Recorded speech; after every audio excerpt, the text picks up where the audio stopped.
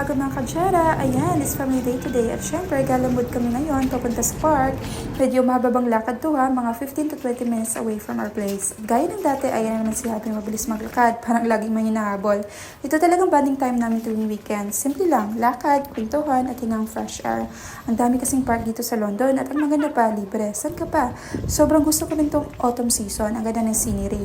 Ewan ko ba, parang nakakagaan talaga ng pakiramdam pag nakita ko ng mga dilaw at orange na dahon.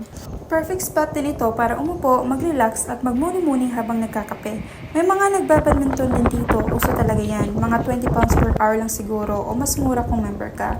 Gusto ko nga sana sumali pero busy pa sa mommy life. Tsaka na lang, pwede ka rin mag-picnic at mag-bike o magpalakad ng aso dito. Ang saya nilang tignan sobra, parang stress-free lahat.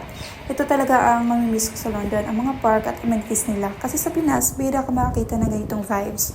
Habang naglalakad kami, napaisip ako, ganito lang pala kasimple ang saya. Hindi kailangan ng buong lugar o malaking gastos basta magkasama ang pamilya. Kaya reminder ko lang sa mga ka-Jerry dyan, kung stress ka na sa work o sa bahay, minsan lumbas ka lang, maglakad, huminga at magpasalamat. At eto, pauwi na kami at lakad mo din man tayo. Kayo, ano masasabi niyo sa mga park dito? Comment down below!